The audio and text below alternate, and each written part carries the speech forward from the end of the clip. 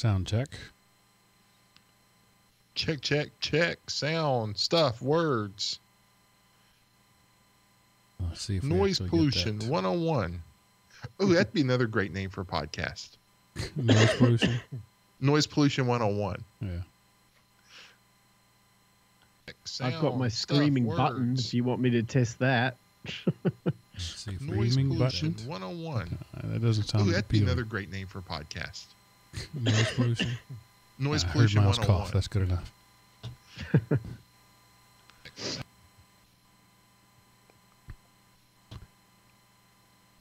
All right, just wait for that to reload. Hey, Jenda.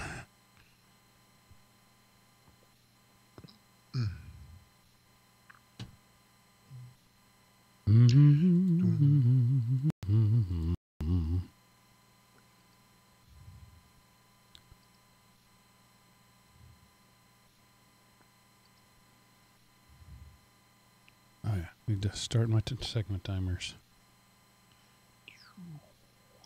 I always feel like I'm running behind, but I mean I still have 4 minutes and I have about 2 minutes worth of work to do. But it's still, I feel like I'm behind schedule.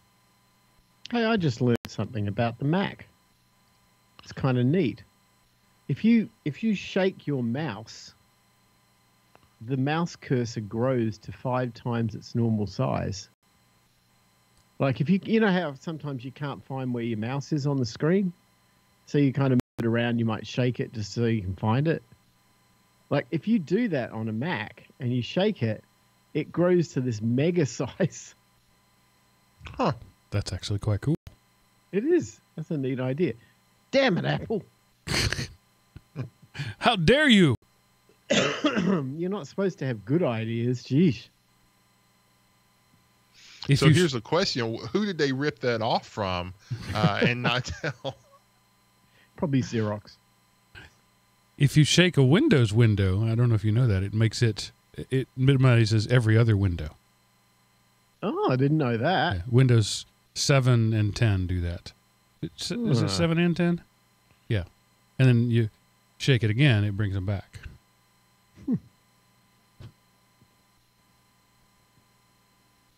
Come here for the fun, stay here for the learning. I'm going to close as many things as possible. Because lately, I'm sure there was some performance updates they did, but Hangouts now requires about 70% of my CPU just to run that one app. I haven't looked at my stuff in a while. I'm only at about a 6th gen i5 on this, so it's oldish by today's standard, but still, I should be able to run 3 browser windows. Yeah.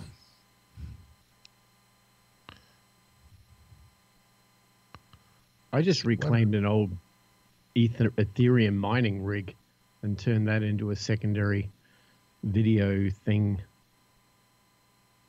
That kind of works. Did you give up mining Ethereum? Yeah, it's not profitable. Yeah. You don't have the newest video cards? Yeah, no, I do. I got the AMD Radeon, whatever, top end, and it's still not profitable. Not on the cost of power where I live. It's just doesn't make sense. Right. Have they implemented that proof of stake yet? That's really going to make it unprofitable? I don't know. I think that was something big was going on for June, but I got out before that. Unfortunately, I don't think I ever got my money back on the video cards. Well, time to take up gaming. Yeah, I've got some nice game and video cards here, but mining will have to take a You could seat, sell them, you know. couldn't you? And there's some sucker out there who would pay. Oh yeah, I'm sure there is, but I mean, I probably generated enough with them to pay for the cards, so I'm gonna chalk it up to a break-even experience.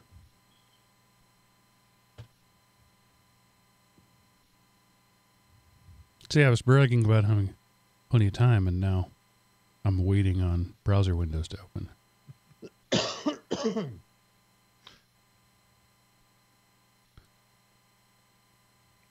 I'm on Chrome version 398. I don't know if that's the most recent one or not. It was before you checked it. Now it's like 796. Oh, okay. Gonna have to upgrade 15 times in the next 2 minutes.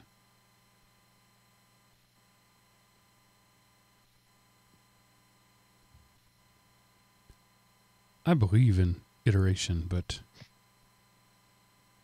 some things just go way too far with it. You know, Or go ahead. I don't like Windows Patch Tuesday. Waiting a week most of the time is too long. You know, Linux, I had some updates every day. It was just a given every day. But Right. I swear Chrome multiple times within a day. I mean, that seems like an exaggeration, but it feels like that. I think, they don't want you to think versioning anymore. They just want you to think of the product. Right. So they're trying to kill off version things. That's why they want you on a subscription-based service where you're just subscribing to Chrome and on your Windows and your hardware and everything is subscription. That would be fine if there were no differences between versions. But when there's a significant difference between versions, you can't ignore versions.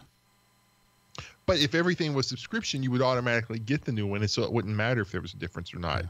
You would just realize that your overlords were being nice and letting you have the new quote-unquote features. Or when it breaks something. Features. That's why I said quote-unquote.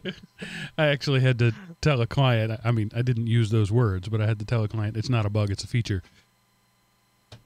Just recently, I was like, yeah, I'm sorry. That's the new manufacturer's way that works. Apologize if you don't like it. Can't do anything about it. All right, let me power cycle. Ka-thunk, ka-thunk.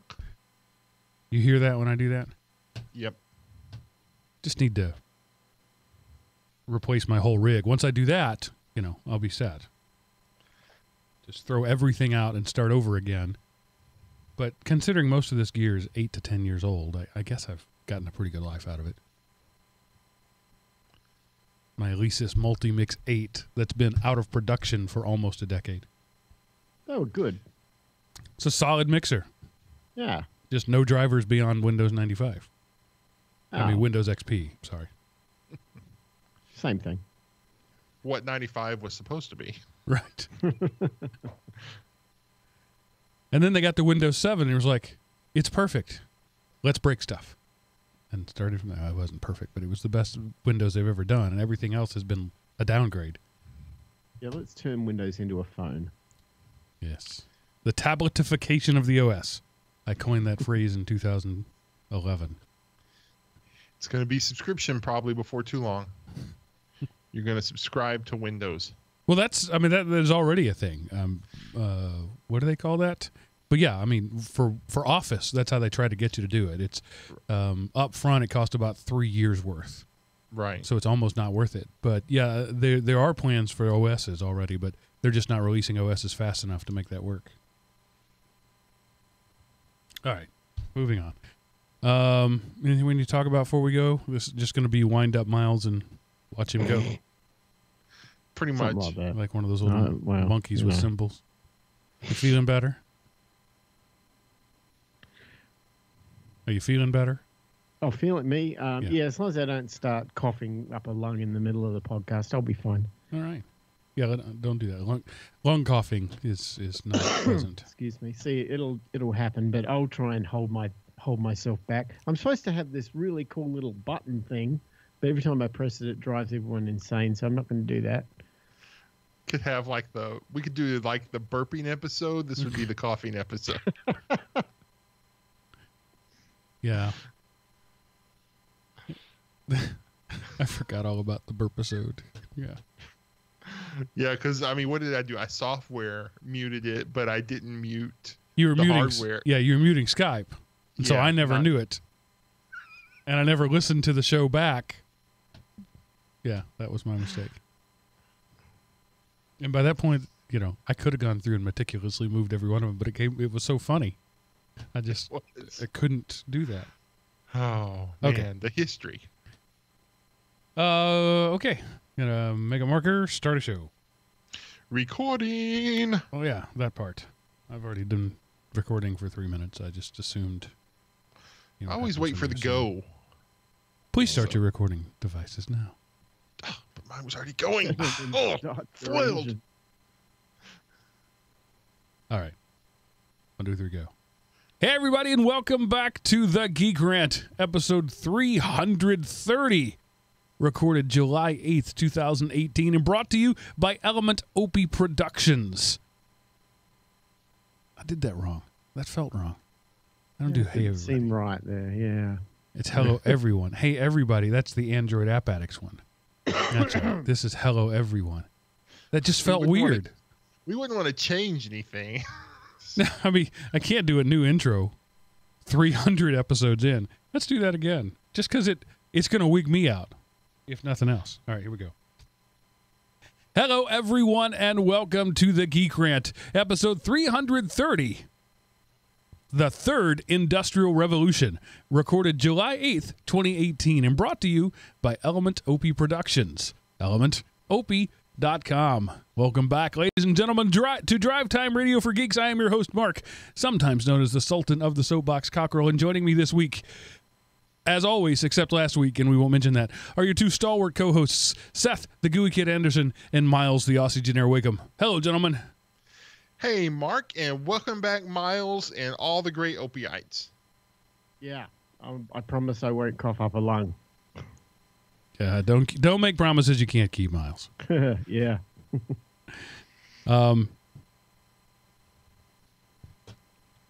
So the reason there was the pause there between GeekRant episode 330 and the date was the title wasn't where I expected it to be, and it was a total Ron Burgundy moment. It was in the document in no less than 3 different places, but it wasn't where I expected to see it. And so my brain was like, I cannot continue. Sorry, I don't know what to do here. This is what happens when you let Miles write the show notes. He doesn't put the title in the right place, and I say F you, San Diego. That was my first try. Give me a break. All right, so welcome back. I like money. We're glad you're feeling better. I just very quickly, I wanted to. I watched this weekend because I happened to see it on Amazon Prime. I don't check Amazon Prime very often, and for some reason, I just clicked over there on a whim. A whim. I got a friend at work that makes fun of me because I put my H's in my WH's. Cool Whip. On a whim, I flipped over to Amazon and saw Valerian and the City of a Thousand Planets, and it had been in my Netflix DVD queue for quite some time now, but I keep moving it to the bottom because I didn't really care that much about it.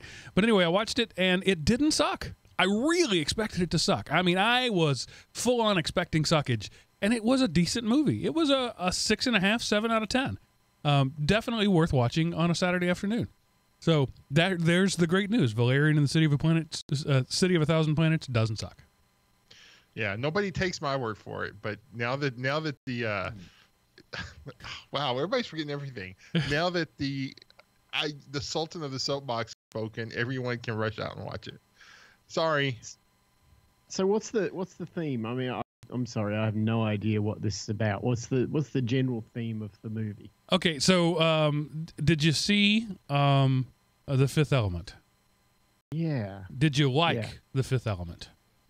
Yeah, I think I did. Okay, if you like Luc Besson and you like weird sci-fi, then you'll like this movie. You don't really need to know more than that. It's weird sci-fi by Luc Besson. Okay. I can live with that. All right, and Seth, I am fine, actually, with you spoiling the crap out of this. But give us, please, a spoiler-free review of Ant-Man and the Wasp. I don't think you can spoil what I think is going to be a terrible movie, but please. Okay. It is not a terrible movie. This is, okay, the first Ant-Man was a terrible movie. No, it wasn't. It was a heist movie set in the MCU. So it wasn't, it was, so, just change your expectations, Mark. Golly, realign it with the paradigm that they're trying to set for you. So this movie is more like a rom-com kind of set in the MCU. So it's about Ant-Man and Wasp. And the worst thing about this movie is all of the cool fight scenes were pretty much done in the trailers. So it was like, oh yeah, this would have been so much awesomer if I hadn't seen it. Hmm. Oh, that would have been awesome if I hadn't seen it 5 times. That would have been awesome if I hadn't seen it 5 times. There was a couple of things that they didn't show early that was really good. Not as good as the first Ant-Man, but still really enjoyable. It is set before, like just before the events of Infinity War. So, and then there are two. There's a mid-credit scene and a post-credit scene that tie into Infinity War directly. So you need to stay for both of those. If you liked the first, okay, think like Guardians of the Galaxy was just a great movie, and then Guardians 2 was kind of a blah movie. So I would put Ant-Man below Guardians and Ant-Man and the Wasp above Guardians 2. Okay. So, but yeah, go see it. The cool thing about the Ant-Man movies is this one especially, you really don't need to have seen the whole cinematic universe. You could have just seen Ant-Man and then go see this one. So this is the Marvel superhero movie for people who aren't in the Marvel superheroes. You take your significant other who is tired of you talking about superhero stuff and watch this one. They'll go, oh, okay, that one was kind of cool. And then you can go back and watch Hulk, Iron Man 1, 2, and 3, Thor, the Avengers, and then that fanfic, brief sighting of Ultron, and just get them caught up. And this will be their gateway drug. Well worth it. Yeah, people often forget that the Hulk was one of the in the MCU, right? It was pre-Iron Man, or was it post-Iron Man? I can't even remember. But it was a much better movie than most people give it credit for. Encrypted Ladders in the chat room. You've set me off. I can't spend a lot of time on this, but he says Ant-Man was an okay movie. I laughed when the giant Thomas broke through the bedroom. That by their own rules, that wasn't possible. Okay, because they spent like 4 minutes of screen time, 4 minutes out of 90. That's a big chunk of time explaining how your mass stays the same when you shrink or when you grow. And therefore, you're still a 200-pound man when you shrink down to the size of an ant. And then you step on that ant and you squish him and the movie is over. So you've lost me. That's why it's a terrible movie. You broke your own rules. You created rules. It's sci-fi. You can write whatever rules you want, but not more than 2 minutes after you created the rules, you broke them. And so I'm done. Okay. Just for you, Mark, there are new regulators in Ant-Man and the Wasp. So take that. But the whole technology is... Never mind. All right. Okay, that was the first... How many first-generation and second-generation products are vastly different? So they've rectified the problem. But not eliminated the fact that the whole movie was predicated on a problem. He didn't realize he had the new regulator. But the ant is still dead. The ant is still squished under a 200-pound, 1-inch man. All right, moving on. Miles, Electric Dreams. Sorry. Yeah. Okay, so I listened to you guys last week. You know, I know you got a fan feedback show coming up, listener feedback show, but I'm kind of preempting it because I decided to be a listener for a week. Seth, you liked Electric Dreams. Overall, yes, some of them I like more than others, but because one of the main things I liked about it is it wasn't, it was standalone episodes, so that was part of what made it cool. A lot like the Twilight Zone or Outer Limits. Okay, cool. So, have you not seen Black Mirror? That's Netflix, isn't it? Yes. Yeah, I don't have Netflix, so not yet. Right. Okay. Because you kind of have to. It's kind of like mandatory. I think before you can enjoy Electric Dreams, you have had to have seen a series of Black Mirror. It's just the way it is. It's like the law in some countries, I think. But yeah, whatever it is, find that series and watch it, and you will be forever changed. So that's a Showtime, right? Or is it HBO? Originally, it was a British show by a guy called Charlie Brooker, who was actually a comedian of all things, and he decided on a whim. He used to do these really kind of political satire comedy shows in Britain, and on a whim on the side, he decided to write this science fiction. And what he'd do was really cool. Was he'd take like some current technology, like phones or Facebook or something, new, something at the time, and he would twist it into this Twilight Zone-esque horror story about what happens when everything goes wrong and people put all their faith in this technology or whatever. And his work is unbelievable. I mean, it makes Philip K. Dick, it would rival his work. I mean, it's right up there. And this guy does these series, and like each one's got 6 episodes, and each episode is entirely different. There's no thematic stuff. There's no crossover. It's completely discrete episodes. You're like watching 6 movies in a series, and it is so geek appropriate and so science fiction / cyber thriller / techno geekery stuff, and it freaks with your mind. Some episodes will really make you feel kind of horrible, like you'll walk away going, I have a really weird feeling about watching that one. That was, that really tested me. And others will bring you to tears. But I was just, when I heard you saying you watched that, I'm like, man, we got to get you some Black Mirror here. Well, I will put it on my stuff I would like to see in the future list. All right. I like good recommendations like that. It took me 2 weeks to finish the last episode of Luke Cage. So it may be a while before I get around to it, but I'll add Black Mirror to my list. But for now, Miles, I want to know all about the third industrial revolution. Well, we had this kind of theme, I guess, over the last month or so. I've been throwing all of these shows about decentralization as kind of an ongoing theme. And one of the things that brought this to light was I stumbled upon a YouTube video maybe 2 or 3 months ago. And it was absolutely brilliant. I've actually included a link at the very bottom of the show notes, which you might want to post.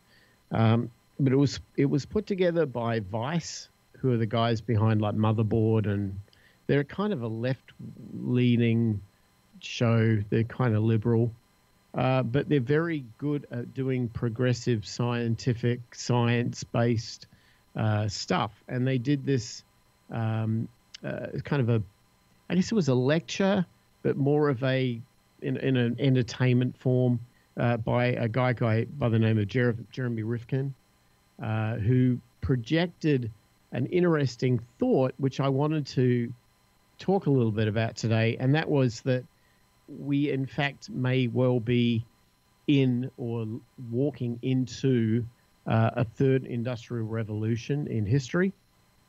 And so, put a little context on this. The concept of an industrial revolution is kind of interesting. The first one, which we would normally attribute the term to, relates to the 1800s with the invention of the steam engine, which was predominantly a British design that created the locomotive and created the first, shall we say, automated factories where humans didn't have to do all the labor, right? We had machines helping to do things. And that created an economy which turned Britain out of despair and into prosperity all through to, say, the early 1900s. The second industrial revolution is really an Americanism. It was based around the concept of the combustion engine, the idea that gas as a fuel source created the motor vehicle and created the next generation of factories and created some level of portability in terms of energy, moving energy around. And to this day, we all drive cars with gas-powered combustion engines.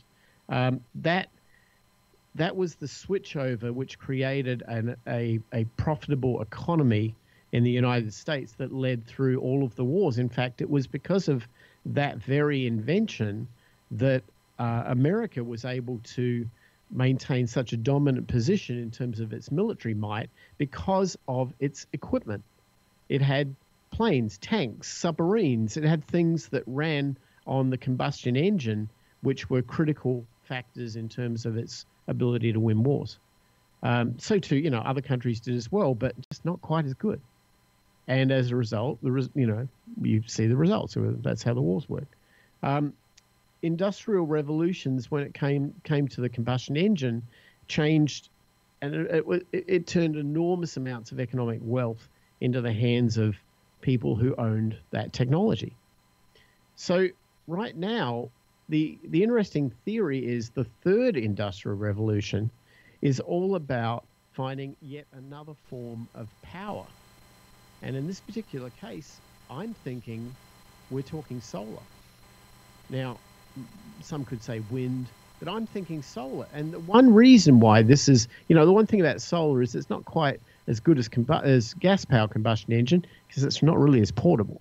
I mean, you can get an RV and stick some solar panels on the roof, but it ain't going to drive you from LA to New York. It can if it's a very specialized car. That's been done, but yeah, they're basically bicycles. Right. But here's the interesting thing. If you think in terms of energy as the basis of, say, creating these industrial revolutions, we've coming very quickly to a point where everybody individually, and I can talk, okay, look, I'm a little biased because I live in Arizona where it's very sunny, but we're at a point right now where putting solar panels on roofs is economically viable. Everybody in my street is doing it. My neighbor just spent 30 grand putting solar on. My neighbor at the back of us just did the same thing. I'm kind of the slow one because I needed to be able to generate sufficient amount of solar power that could generate, say, I don't know, 16 kilowatt hours of power or whatever it was for my house. I have to go back and research the numbers again, but I need a way to be able to generate the power, store the power, and support the consumption. And I've put all of my energy into trying to reduce power, turn off things that don't need to be on, convert to LED lighting, upgrade air conditioners to high SEER rated equipment and so on, because I'm trying to get to a point where the economics of putting solar panels on the roof equals my usage, and I'm, with a little bit to spare.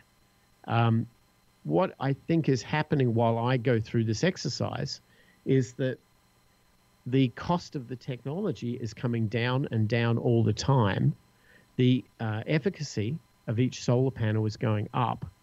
And I'm at the point right now where I think 12 months, maybe 24 months from now, I can be 100% off grid. And that's great for me.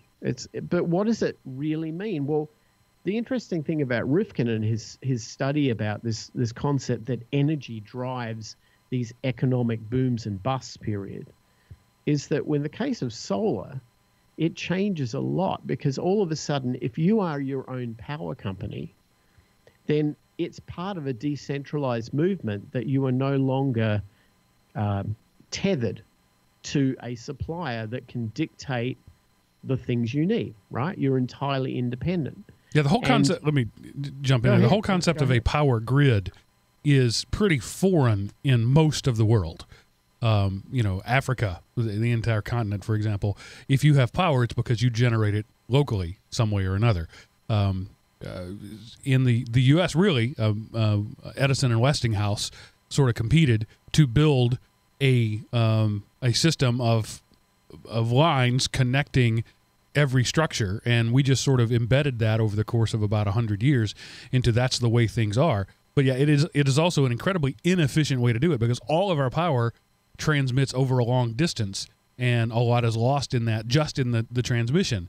If we broke that down and we were our own electric power suppliers, efficiency would be gained just from doing that.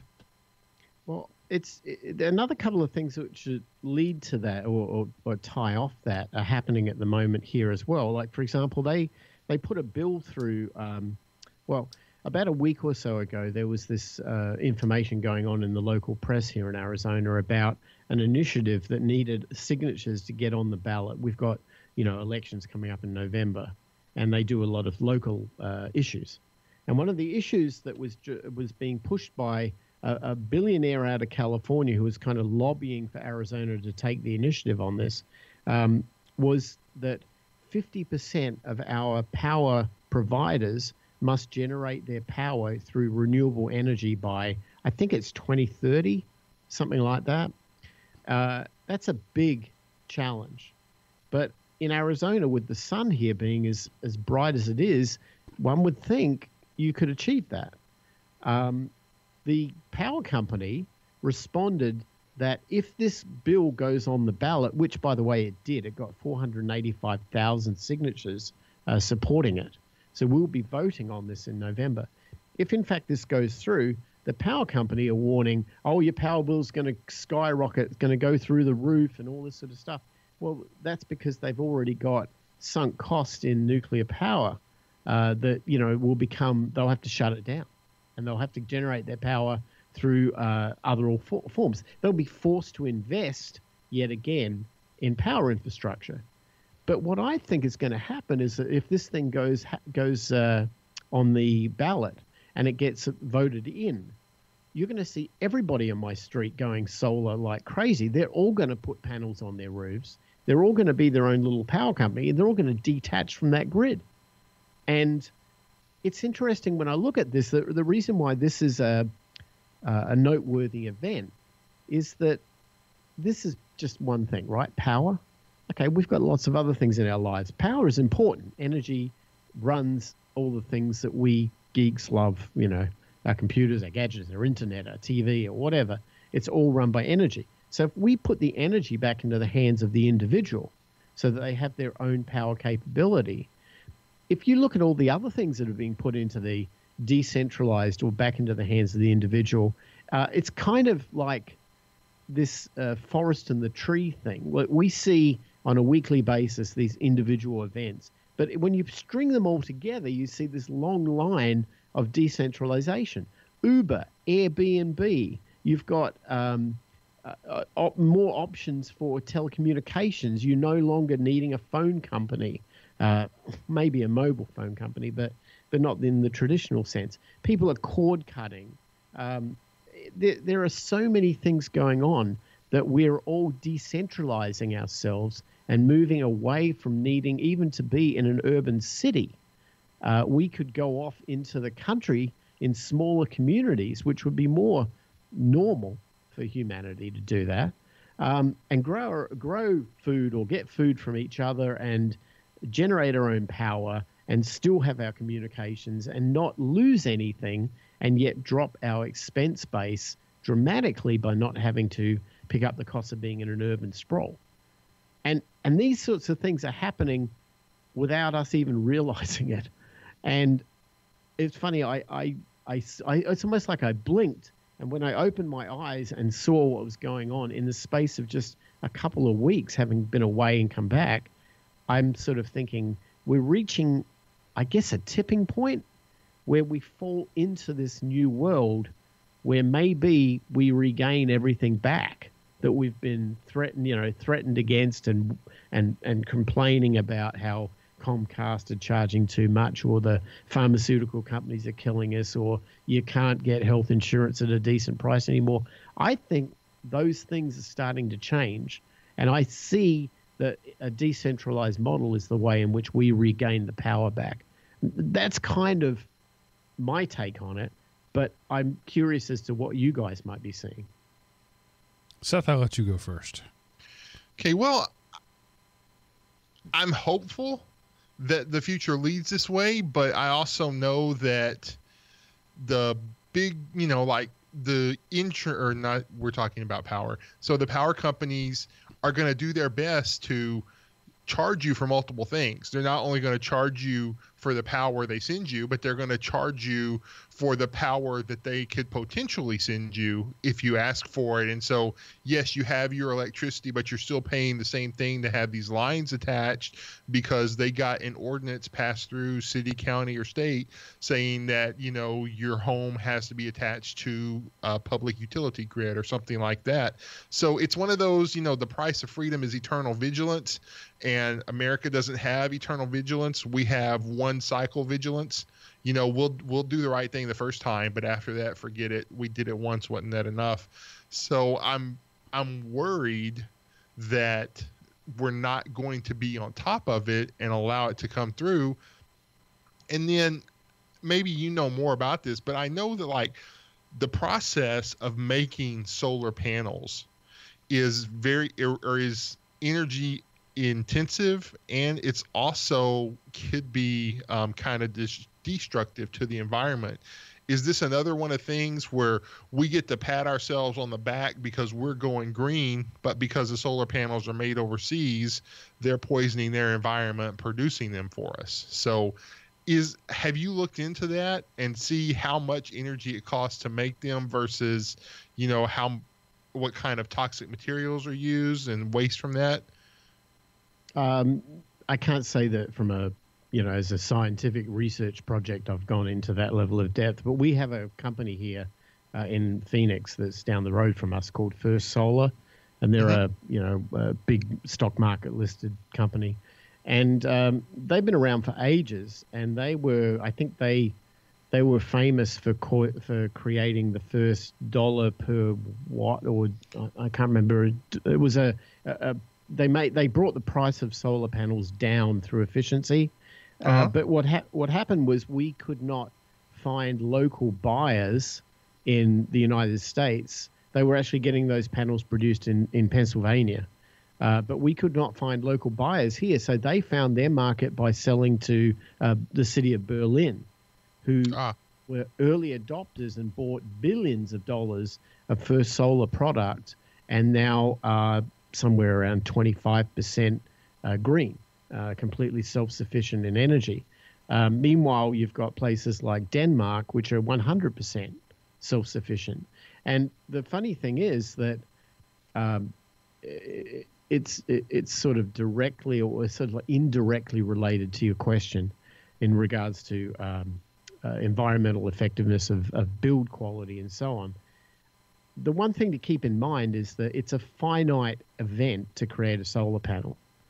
And it's an infinite event to create toxic or fumes into the sky from other forms of energy production. Now, you can find better ways of doing that. You can reduce toxic waste and so on.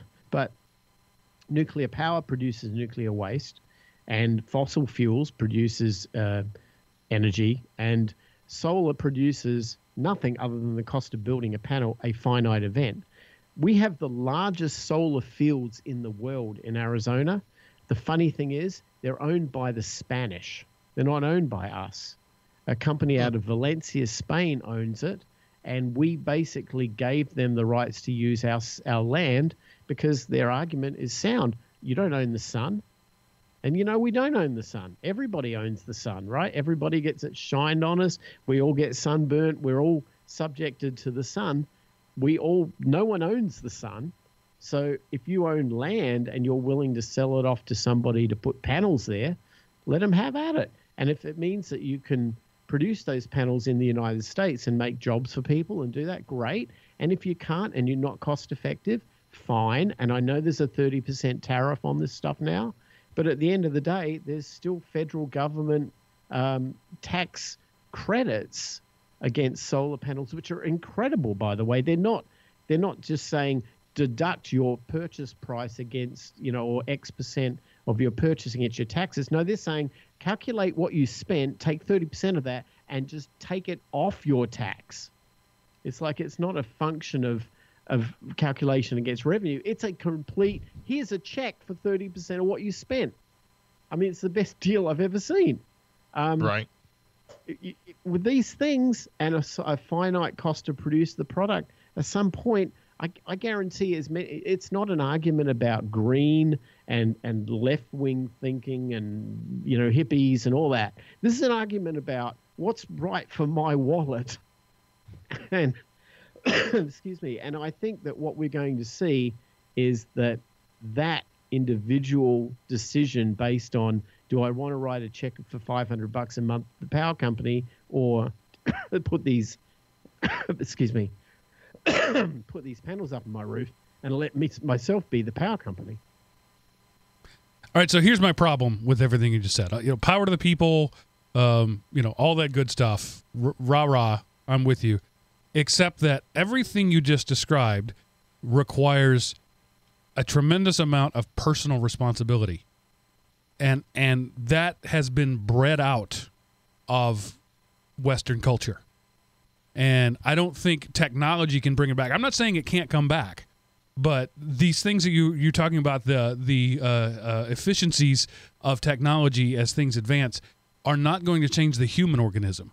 And if we want to be able to take advantage of producing our own power and being our own whatever, we must first create a better generation of humanity than we currently have. And that's the much harder thing to do. Because when I'm responsible for my own power and my power goes out, I got nobody to call. And working in the corporate world, as I did in education even before that, the number one question anybody ever asked me was, who do I call when it blows up?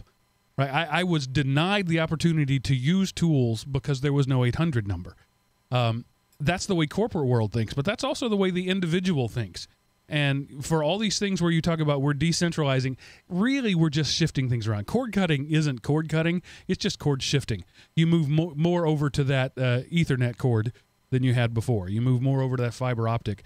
But if we were to truly be decentralized in that way, if we wanted to generate our own power, we wanted to generate our own water, we wanted to generate our own entertainment, these are all things that we have the technological capability to do now. It's not technology holding us back, it's will holding us back. And while technology will advance at an iterative rate, like as you've described, I don't think humanity is advancing in any way. We're declining. And I don't know how to fix that. I don't know what sort of program, what sort of training regime will change the human element of that equation. Okay, I think, Mark, you have misdiagnosed the illness. You have labeled this an illness with humanity. I think what we're dealing with here is a case of, first place disease. So, we've talked before what happened to WordPerfect. They quit pouring research in when they capture market share. What happened to Novell NetWare? They were number one and they lost their edge. What happened to America? We were number one. We put in, the first nationwide infrastructure like that. And so we're still using that infrastructure. We got lazy. We quit developing, and not that R&D stopped, but production stopped in America. And so now we're being caught up and leapfrogged by second and third generation stuff. And we're going to lose our first place status. And then we're going to get hungry, and then we're going to develop some responsibility, because what got us to this place was responsibility. And what will cost us our place in the line is our lack of responsibility. And then when we get back in line, we'll go, oh crap, we used to have it good. Let's get back to that. And then we'll fix our infrastructure, electrical, power, travel, everything. And then we'll go back up front. And then, then we'll get tired and we'll get past. And so I think you've just misdiagnosed the disease. While I don't completely disagree with you, I think that long before we ever look back and say, oh, we're losing this race, the already taxed grid will collapse. And that will be the thing. But it will take something that big. It will take 70% of the country having no power before we take responsibility for our own power. Miles, what do you think? Well, yeah, I agree with you in essence. But I think it applies to so many different things. People don't take personal responsibility for a lot of the things. They don't take responsibility for what food they put into their body. They don't take personal responsibility for their financial investments for their retirement. Most of the time, I mean, we've got the percentages of people who have no retirement savings at all and are relying on Social Security or a pension from an organization, only to find out that either one of those enterprises fails them at the time they need it, can only look at this and go, well, I shouldn't have put so much faith and trust in XYZ to be there when I wanted them to. I don't particularly want to chase that red herring, but I do want to comment that retirement is a new concept in human history within the last 100 years. Nobody retired before about 1900. It just didn't exist. Well, maybe the word retire. I agree that using that word, I don't like the word retirement. That all of a sudden. No, the idea of you go home and you sit in your recliner and you do nothing for the rest of your life. That's a new concept. That just didn't exist. And I don't think that's a healthy or a reasonable strategy for people who get old. But if you're 65, you probably not want to be going out there chasing the latest agile software development methodologies that the young kids are going to, because you're not going to find a job at that age and no one wants you. And at the end of the day, you're probably too tired to want to work those sort of hours anyway. I mean, this is just normal, and it wouldn't matter. I'm using software development. If you were a laborer, if you were an architect, if you were a lawyer, you probably get to a certain point where you're like, I'm done with this. I'm too old for this. That's normal. But we have to have some way to support ourselves from that point. And the fact is that we are creating a generation of people who sort of don't want to address those issues and don't want to take personal responsibility, but would outsource it, would defer it to another party. And when that other party isn't necessarily there in their interest, it's easier for them to point the finger and complain than it is to look in the mirror and go, well, what was I thinking? Why did I do that? And I think there's going to be a time, I mean, I wouldn't say the word of day of reckoning, but a time when people start realizing that we've made some fundamental human mistakes by not taking personal responsibility of things that we had control over, but we elected not to do anything about it out of laziness or out of fear or out of just the anxiety of change or whatever it might be. And at the end of the day, I think that's a death wish. You have to take personal responsibility for this stuff.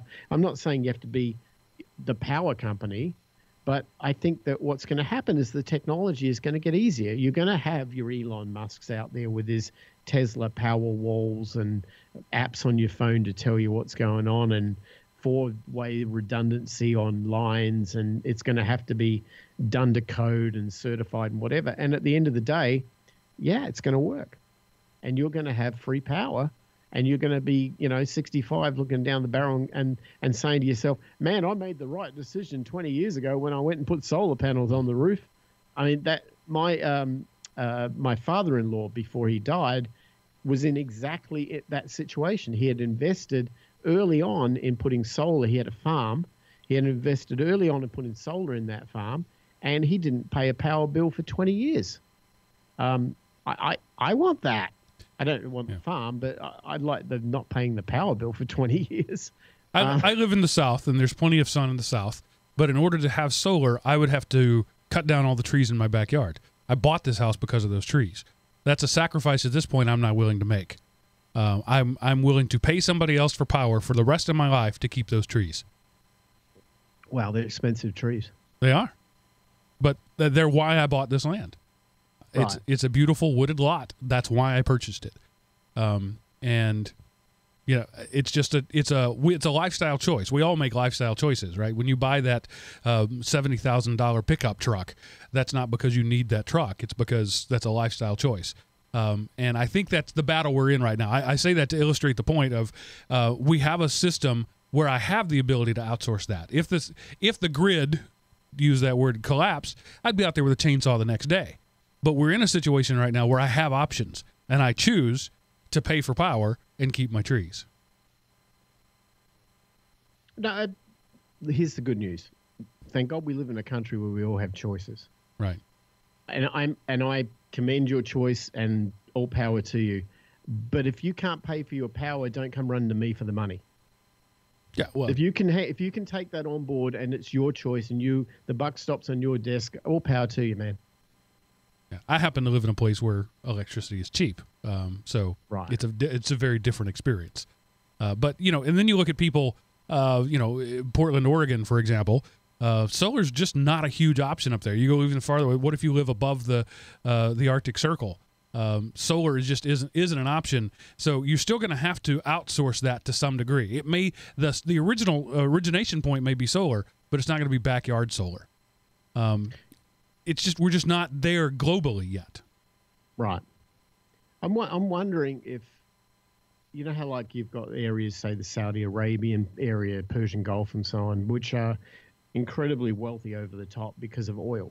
Right. I mean, Venezuela, Nigeria, other regions in the same world, but maybe without a government that allows that wealth to flow back to the people. But I'm wondering if there's a possibility that certain regions who have an enormous amount of solar may in fact become the Saudi Arabias of the next generation. Yeah, I could envision a time where instead of oil tankers trucking millions of gallons of oil across the U.S., they're trucking charged batteries. That's a thing that makes sense to me. It could happen. All right, we got about a minute left. Any closing comments on that? Well, I was actually going to ask Seth, because you're in a situation where you are more likely to be able to generate your own self-sufficient energy and so on, right? Yeah, I could. We've got land, and I would have to cut some trees, but I got a lot of trees, so it wouldn't hurt to cut some around the house, and throw some panels up on the roof. But again, energy is super cheap because I'm part of a co-op, and so it would take decades to recoup that cost. Yeah, Miles, you had in your notes that the national average cost was 11 cents per kilowatt hour. I'm paying above that. I'm paying 14, but it's still cheap compared to your, what was it, 23? Yeah, it's really, you'd think in a place with an abundant sunshine, it wouldn't be expensive, but no, Arizona's 23 and California's worse than us. And I pay like 7. So. Oh, okay. And I would bet that most of the people listening to this program, and this is a smart audience, don't know what they pay. It's just not a thing that they've even thought about.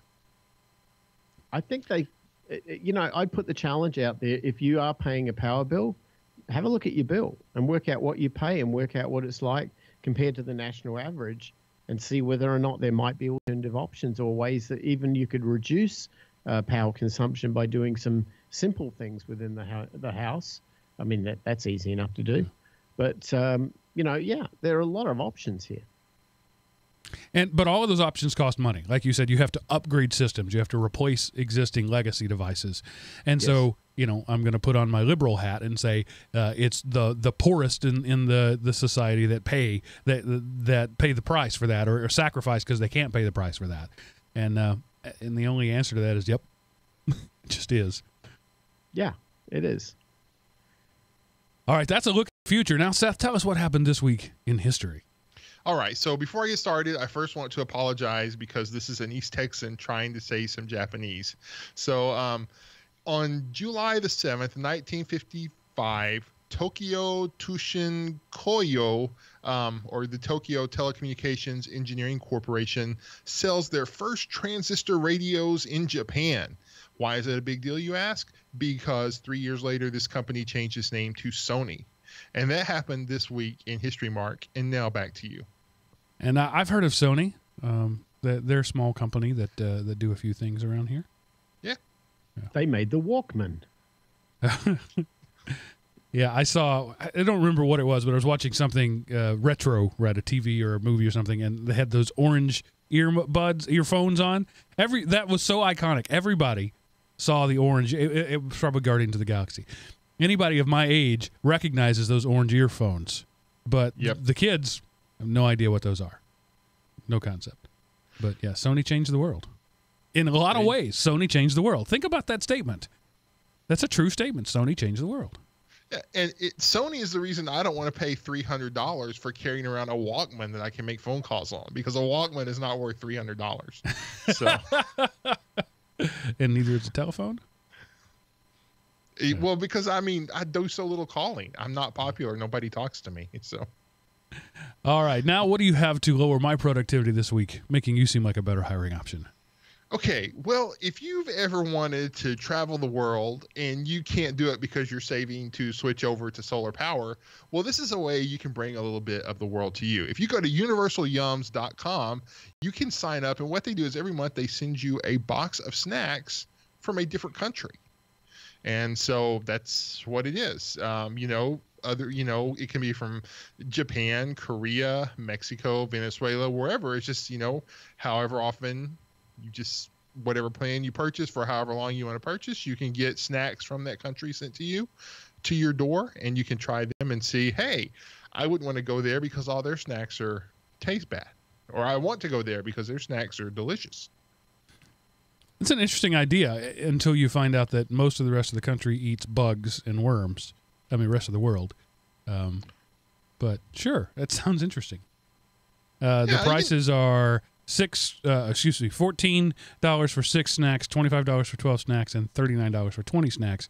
Monthly, I'm assuming it is? Yeah, per box. And so, this is like, you want to get something for, a birthday present for someone, give them 3 or 4 months of this. And so, I don't know. Seems like a great idea. I'm interested in it. The gift that keeps on giving. Yeah. And so, anyway, Universal Yums for your extracurricular snacking. All right. And just, this is the part of the show where I tell you how you can contact us. And if you want to contact us to send us snacks, while a Yum box from around the world would be great, a Bacon of the Month subscription would be something that any of the three of us would prefer over that. Just saying. So go to elementop.com, click the Contact Us button at the top of the page. Let us know what you have to say. We often bring up these deep subjects, and we only scratch the surface of them because we only have about 40 minutes to talk about them. And I'm always I'm hoping anyway that we spark a deeper level of thought in our listeners' minds. I would like to hear what that is. Let us know what you think, and you can do that by going to elementop.com, click the Contact Us button, answer the world's hardest CAPTCHA, and then fill out the form there, or you can send an email to geekrant@elementop.com, or you can dial 559-IMOP and leave us a voicemail. I'm getting lots of offers for like insurances on that line. I'd like to hear an actual listener feedback at some point. Let us know what you think about this and any other topic that we've had. Also, there's always the Bacon a Month option. I'll be happy to send you my address if you're going to send me some bacon. Otherwise, patreon.com. Go there. Give us as much as you can comfortably afford. Give us the amount of money that you won't miss. For some of you, that's $1 a show. For some of you, that's $100 a show. Some of you listening to this show have that kind of money. Whatever it is, give us the amount of money that you won't miss. That's all I'm asking. I'm not going to say give us what we're worth, because you probably already are giving us what we're worth. But go to patreon.com and give us the amount of money that you can afford without noticing it. All right, guys. Any other final words before we say goodnight? I'm off to Australia tomorrow for a couple of weeks. So next time I'll be broadcasting from down under. And the podcast will spin the opposite direction from down there. You'll be waking up early to do it? Wow. I think actually I get lucky with the time zone here. It's not too bad. Yeah, so I envy your travel in some ways, Miles. In other ways, I don't, because I don't like stuffing myself into small metal tubes and hurling myself across the country. If they were large metal tubes, I'd be more comfortable with it. But I do envy the freedom with which you travel across the globe. Well, 15 hours in a metal tube compressed it is nasty. Yeah. And you learn a lot about yourself. What you can take, what pain really is. I heard two flight attendants talking to each other. It's like that first opening of the door of a pressurized cabin is to them the equivalent of sticking their head in a sewer pipe, because that's however many hours of just farts and burps that have been stored up in that. And as a passenger, you don't so much notice it because it develops slowly. But they open that door and it's like, bleh. So they actually will play Rochambeau to see who has to open the door. Yeah. Nasty. All right, that's all we got for you tonight. Thanks for listening, everybody. We appreciate you being here. We'll see you next week. And remember, pay for what you like. Later, y'alls.